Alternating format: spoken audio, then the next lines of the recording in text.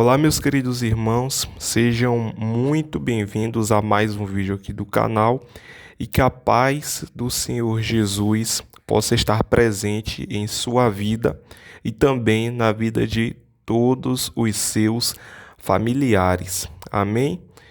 Olha só, ano passado, o apóstolo Reginaldo Rolim trouxe uma forte profecia para Bolsonaro e também para o Brasil, que recentemente acabou se cumprindo detalhe por detalhe do que ele havia dito naquela época. Eu te peço que preste muita atenção no que ele falou e nos fatos que ocorreram e deixe a sua opinião aqui na região dos comentários, tudo bem? E além disso, eu gostaria que você deixasse o seu like aqui neste vídeo, pois assim o YouTube poderá estar compartilhando este conteúdo para outras pessoas.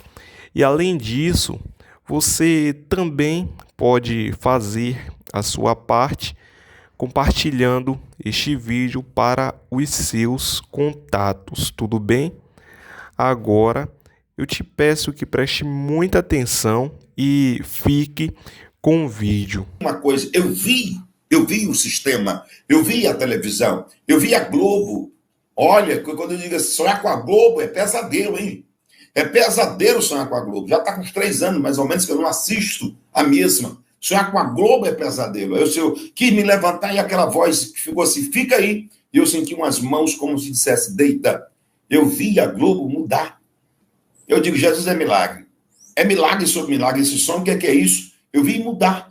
Algo vai acontecer que vai fazer a estrutura da Globo tremer nas bases.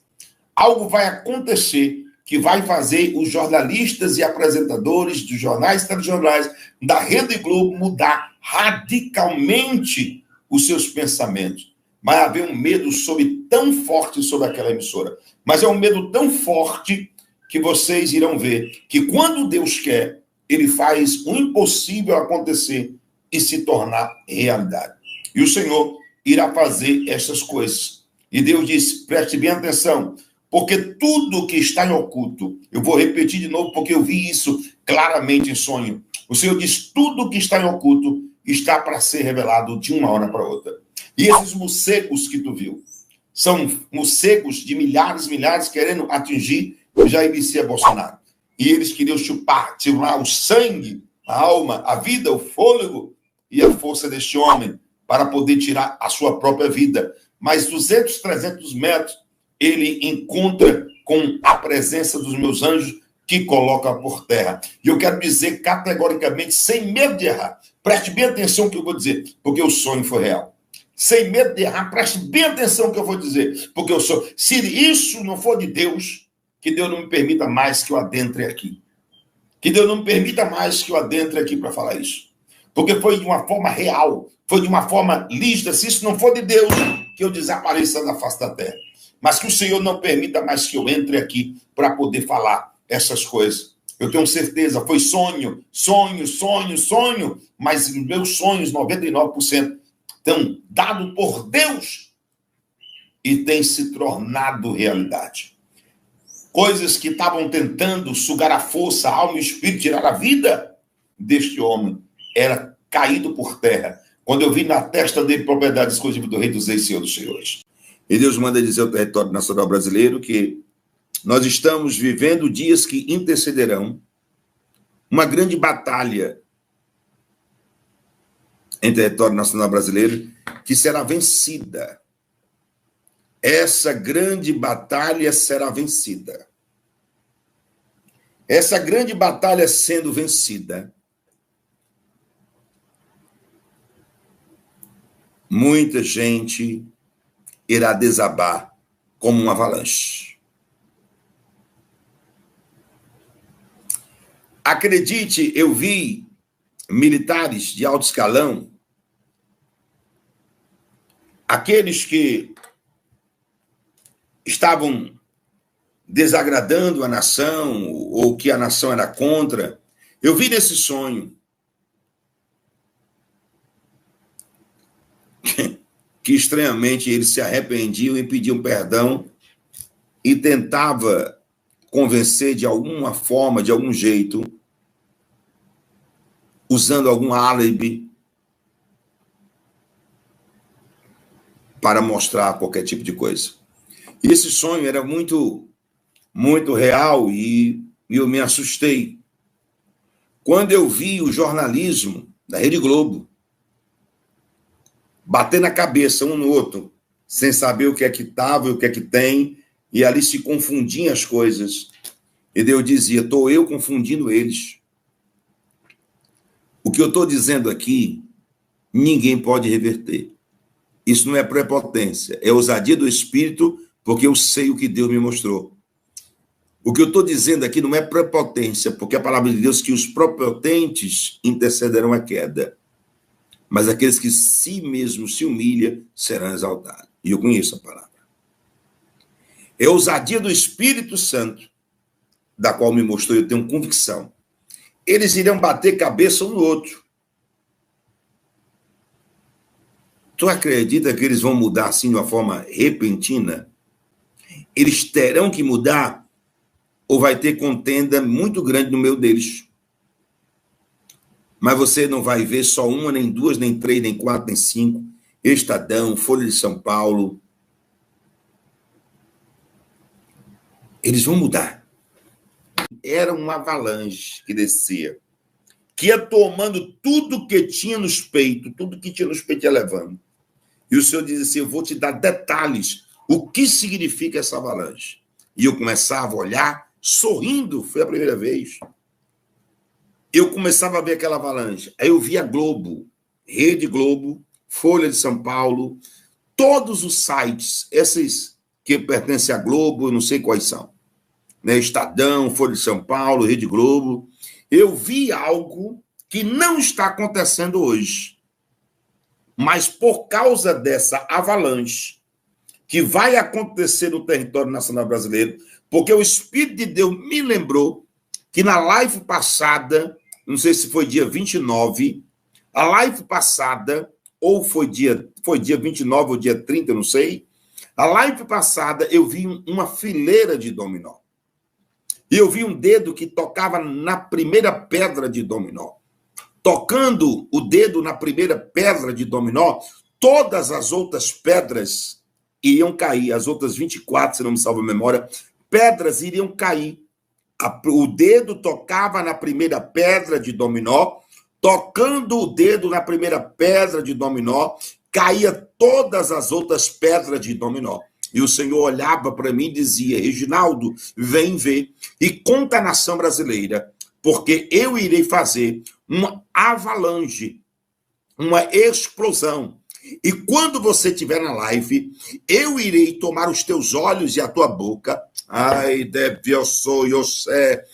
Irei te relembrar neste sonho que você teve. Eu vi essa avalanche grande, essa avalanche. Eu vejo a Rede Globo, eu vejo o Estadão, eu vejo a Folha de São Paulo. Por causa deste poder da avalanche, é como se ela mudasse da água para o vinho. Jesus, o que é isso? As forças que essa avalanche vai vindo, as proporções que ela vai acontecendo, os documentos que essa avalanche vai trazer, os códigos que eu estou vendo número, gente, Deus manda eu dizer várias vezes. Eu estou vendo o número e Deus manda dizer diga várias vezes que são milhões de códigos, milhões de números, milhões e milhões de números. Diga ele sobre os milhões, mas eu estou detectando todos os códigos, já foram. Vixe. Ai, meu pai do céu. Ai, Jesus, lá vai eu vendo 2018 de novo. Ei, meu vassou. 2014, 2016, olha 2014 aí aparecendo aqui, ó. Olha 2014 aparecendo na visão. Olha 2016 aparecendo na visão, meu Deus. Eu estou vendo milhares e milhares de números. E o Senhor disse, os códigos já foram detectados e os códigos já foram esclarecidos, já foram lidos, meu Deus do céu. E essa avalanche vai trazer documentos sobre documentos. Meu Deus, o que é isso? Eu não estou entendendo sobre os códigos. Eu não estou entendendo. Foi um sonho que eu tive. O Senhor agora está me mostrando todos os detalhes riquíssimos que eu tive nesse sonho. E eu estou vendo nesse sonho que eu tive e os detalhes da qual o Senhor está me dando agora. Meu Deus do céu, que isso são milhares de números de códigos. E os códigos já foram lidos. Eu estou vendo, foram lidos. Então vamos começar pela inflação. Eu acho factível que a inflação, ele falou assim, é possível que haja surpresas positivas da inflação. Aliás, por falar em inflação, para quem não está chegando agora, eu vou explicar que eu falei que a laranja subiu, mas a cebola caiu, e as minhas colegas brincaram dizendo que eu estava propondo suco de cebola. Então eu tenho que propor outras coisas. É o seguinte, gente, caiu também o tomate, caiu também a cenoura. Então a gente faz pode uma fazer, salada aí. Pode fazer um suco de cenoura. Pode fazer suco. Pode fazer um suco de tomate. Eu posso viver de tomate e cenoura. Pra mim, se tiver tomate e cenoura. é suficiente. Bolonhesa, batata também gente. caiu, mas batata tá fora dos nossos Carne de regimes. segunda mais barata. Pega o patinho moído, entendeu? Tomate e cebola, que caiu o preço também. E a cenoura, você faz um belíssimo bolonhesa, genuinamente receita italiana. Sensacional, isso grande mesmo. Miriam. Fez Então, café da manhã e almoço, meu amor. Então, a inflação, que no ano de 2023 foi maravilhosa, a inflação de alimentos, depois 2024 foi horrível, e agora esse ano fica no meio termo. É um pouco isso. É óbvio que a pessoa entra no mercado e não consegue comprar porque não tem dinheiro. É simples como a gente está explicando aqui. Mas uma coisa é a pessoa saber, outra coisa é ouvir isso do presidente da República, da liderança máxima do país. Então, assim, fica faltando. A pessoa quer algo a mais. Que mais que esse governo tem a dizer? Que mais que o governo tem a oferecer? Qual que é a sugestão? Qual que é a solução? Como é que a gente vai sair dessa? Então, eu não acho que seja um problema de diagnóstico, esse é meu ponto. Acho que é um problema de você apresentar, você dar uma resposta, e as respostas que o governo tem para dar, elas não agradam, porque o ministro Haddad, como a gente viu, se tem alguém que está prestigiado no Congresso, é o Haddad. Não teve um que sentou aqui no Estúdio I conosco em Brasília que não falou bem do Haddad, é o Columbre, o Gumota. Não é verdade? Sóstenes, o Lindbergh, tudo bem, até o Lindbergh. Eu fui e voltei. Até o Lindbergh. Mas até a turma que geralmente critica tá elogiando, porque assim, é uma pauta aqui pro Congresso, um Congresso mais ao centro, à direita ali, não tem problema com a agenda do ajuste fiscal, mas tem problema com um governo que gasta. Então assim, é isso que eu tô falando, assim, eles sabem, eles têm um diagnóstico, mas eles não têm uma solução, Valdo. E aí, realmente, não tem marqueteiro que dê jeito. Quando o Lula diz que é preciso educar a população para saber como comprar e não comprar caro, mostra um descolamento do Lula dele próprio. Ele não está descolado da realidade, ele está descolado da essência dele. Por isso que eu digo que é o Lula encastelado. É lógico que o pobre, ele não compra caro, não é porque falta uma educação, falta um governo, falta uma escola ensinando ele. Isso é típico de quem nunca passou por necessidade, que o pobre nunca compra caro, pois é o simples fato que ele não tem dinheiro. Então, o que mostra essa fala é um Lula muito diferente do que foi o Lula campeão de votos entre os eleitores de 1 e 2 salários mínimos. Então reforça a imagem que eu tenho usado do Lula encastelado, o Lula aprisionado assim no sentido metafórico no palácio, o Lula Rapunzel. Não é mais possível que a gente tem que estar preocupado com o que os militares pensam. Isso é problema da justiça. A justiça resolve. A justiça vai botar algumas pessoas na cadeia, vai absolver outras, vai definir quais são as respectivas penas, as penas corretas. Mas, puxa, não podemos ferir a suscetibilidade dos militares. Isso precisa acabar no Brasil. Né? Os militares são uma burocracia do Estado e tem que obedecer ao Poder Executivo, ao poder legitimamente constituído. É disso que se trata. Mas os militares estão incomodados. Paciência. Ué, e daí, gente? Estão incomodados. Eles vão fazer o quê? Vão golpear o governo? É isso? É uma ameaça? É isso? Existe algum tipo de ameaça nesse tipo de discurso? Eu sei que existe todo um histórico, né? Os militares fizeram a proclamação da República, um golpe contra o imperador Dom Pedro II, e desde então se consideram donos da República, que tutelam a República. Em determinados momentos você tem ali os militares entrando para restabelecer a ordem. Isso tem que acabar.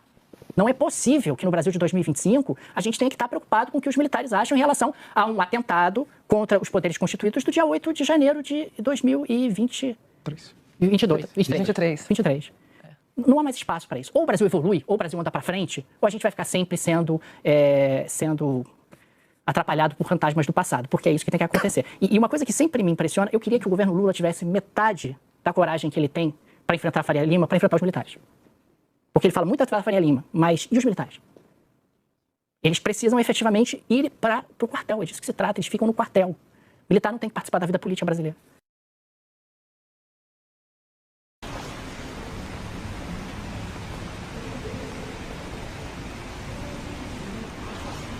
A gente consegue ver que nesse mundo com redes sociais dando voz a todas as pessoas, existe uma parcela da população brasileira que acredita que está ocorrendo algum tipo de exagero mesmo, limitação na fala de, inclusive, políticos, pessoas públicas. A gente vê isso frequentemente sendo discursado lá tanto na Câmara como no Senado, em editoriais ou mesmo artigos que são enviados para fora do Brasil. A democracia brasileira permite que se defenda esse tipo de ideia. Mas o que há uma grande confusão é você confundir o que é, por exemplo, liberdade de expressão nos Estados Unidos, onde as pessoas podem falar o que quiserem, inclusive atacar outras pessoas, enquanto que no Brasil não dá para você ameaçar de morte, não dá para você, inclusive, fazer ataques à própria democracia. Então, é uma linha tênue frente à legislação brasileira e é isso que a OEA está entrando em contato agora. A esquerda brasileira sempre usou esse caminho de fazer denúncias lá fora. A direita foi lá e está fazendo uma queixa, agora a OEA está aqui, mas vai ter que também partir do princípio que o Brasil tem uma Constituição e que estabelece limites para a liberdade de expressão.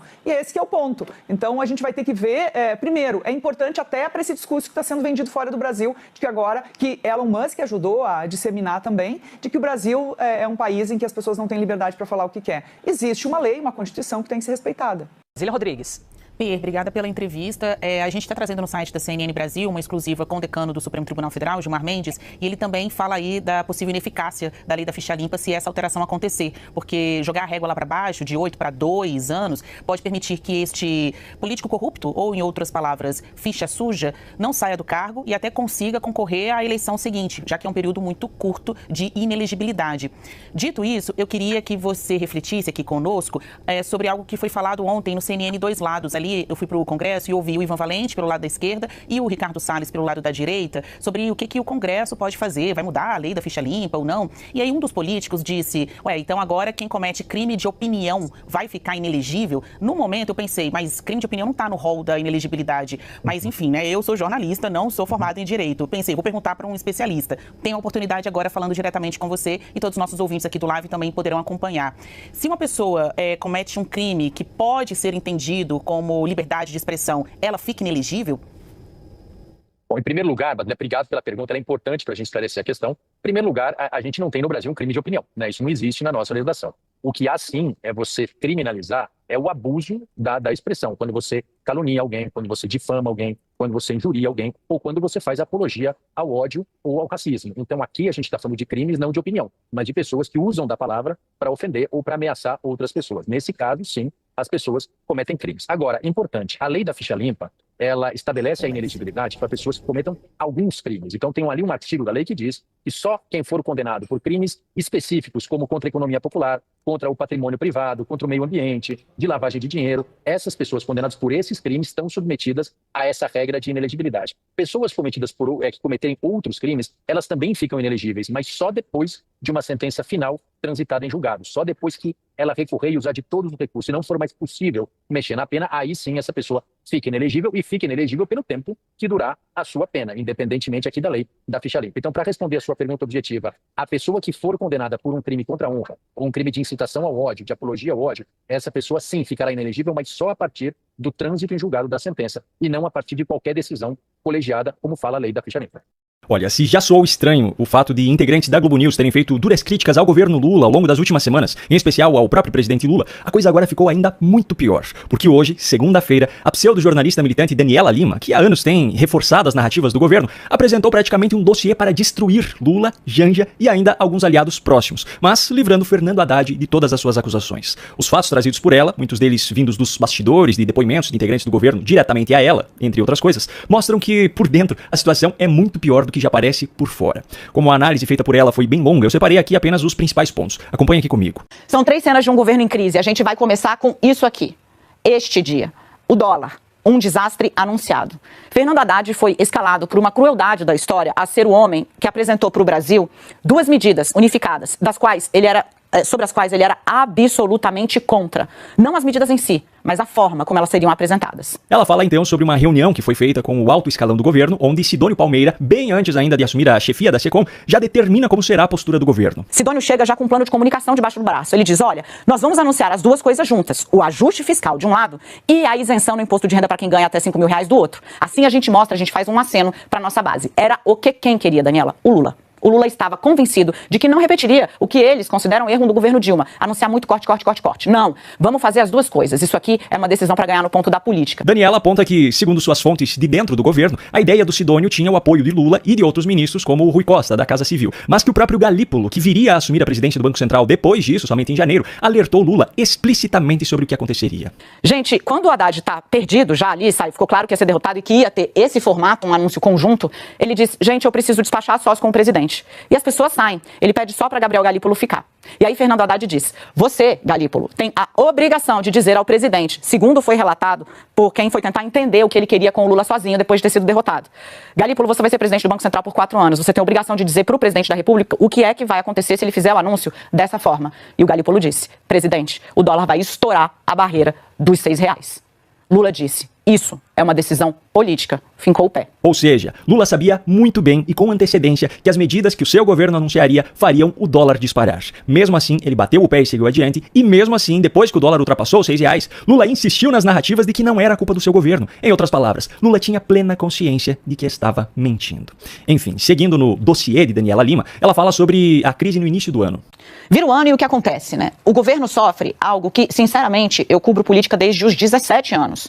Eu não me lembro de ter visto algo semelhante ao que aconteceu na crise do Pix. Vira o ano, então, com todo mundo falando do dólar na altura, veja que, geralmente, dezembro, quando você vai fazer pesquisa em política, você sabe que em dezembro as pessoas recebem o 13º, tem férias escolares, então tem uma viagem, tem um respiro, você espera um sentimento de bom humor social. Isso não aconteceu. O noticiário estava tomado pelo preço das coisas e pela alta do dólar. Ela cita o vídeo do Nicolas Ferreira, mas, como militante irredutível, ela diz, de forma mentirosa, que o vídeo continha desinformações. De qualquer forma, esse é um dos motivos que levam à conclusão que ela apresenta. O que acontece nesse momento? O governo capitula. O governo diz, principalmente para as pessoas, eu não dou conta de travar esse debate. Dias depois dessa cena em que o Lula tenta defender o Pix, ele vai lá e recua. E aí, de novo, está entubado Fernando Haddad, porque na discussão Haddad diz, temos que manter. Mais uma vez, ela inocenta Fernando Haddad e tenta desvincular o nome dele dessa crise. Depois ela começa a detalhar os problemas internos envolvendo Rui Costa. O Rui Costa, gente, ganhou uma centralidade tal no governo que, abro aspas, para um ministro do governo Lula. A sensação que se tem é a de um governo que não quer debater, não quer fazer a disputa no terreno das ideias. Porque tudo que bate na Casa Civil, segundo o relato desse ministro, é tratado com, olha, a gente tem outras prioridades, vamos dar isso aqui vai azedar com o setor tal, então o governo não quer partir para a luta política. Segue o ministro. A Casa Civil virou o Triângulo das Bermudas. As coisas entram lá e desaparecem. Mas a pseudo-jornalista Daniela Lima ainda reservava mais informações dos bastidores para comprometer outra figura muito atuante, digamos assim, nesse governo. Janja. Tem uma segunda personagem que desponta nas conversas. É a primeira-dama Rosângela Lula da Silva, a Janja. Por quê? A Janja passou a definir uma rotina. Olha, Lula, então vamos ter rotina de casado, é café da manhã em casa, é almoço em casa, é jantar em casa. Nossa casa não é para ficar tendo o tempo inteiro gente político aqui dentro. Ela restringiu os encontros dentro das residências oficiais, né? Seja do Palácio da Alvorada, seja na Granja do Torto. O Lula fazia isso antes, ele tinha um cinema que ele fazia semanalmente ali, encontros políticos. Agora, não mais. As reuniões foram restritas, porque quando tem, a primeira-dama faz questão de participar e mais, ela opina sobre os assuntos. E ela é uma opinião que o Lula não consegue relevar, deixar de lado. Ou seja, ela participa quando não deveria participar, decide aquilo que não deveria decidir, atropela o próprio governo e Lula simplesmente não consegue controlar. Bom, a única solução encontrada até o momento por ele, segundo Daniela Lima, foi essa aqui. Um aliado disse o seguinte, esse é um problema quase que insolúvel, porque ao mesmo tempo que ela é uma fonte de vitalidade para ele, ela também tem esse perfil que ele não sinaliza que vai controlar. Para vocês terem uma ideia, e aí eu já peço para o Joel ir entrando, o que o Lula está fazendo? Ele aproveita as viagens da primeira-dama para fazer as reuniões políticas que ele tem que fazer quando ela está fora. É isso que está acontecendo. O presidente da República aproveita viagens para poder fazer reuniões de trabalho, que é num ambiente mais ameno do que o de embate de Congresso, por exemplo, quando a primeira-dama está fora. Pois é, a que ponto chegamos? Um presidente da República precisa que sua esposa viaje para que ele consiga fazer o seu trabalho. E eu falo isso mesmo sabendo que o trabalho em questão é algo que eu não concordo com praticamente nada. Enfim, o fato é que Daniela Lima, uma das mais fervorosas militantes dos últimos anos, entregou todos esses pontos que acabam com a imagem de Lula perante os espectadores da emissora, que em sua maioria são eleitores do próprio Lula. Tendo em vista que quem não vota nele não suporta mais assistir a Globo News, com exceção de pessoas como eu que precisam acompanhar para fazer esse trabalho de análise. Agora, fazendo um apanhado geral de tudo que foi dito por ela, eu resgato aqui uma interpretação que eu havia feito algumas semanas atrás, atrás, quando Daniela Lima havia feito também algumas críticas a Lula, mas tentou desvincular o nome da Haddad dessa história. Ao que parece, ela pode estar já convencida de que politicamente Lula está destruído e que a alternativa seria então Fernando Haddad. Eu não sei se essa é a real intenção dela, mas a sua militância política travestida de jornalismo ultimamente tem se encaixado perfeitamente no que seria um plano para Haddad ser candidato em 2026. Pode ser que eu esteja viajando, mas essa situação toda, nós temos que concordar, está muito estranha. E você, o que achou? Me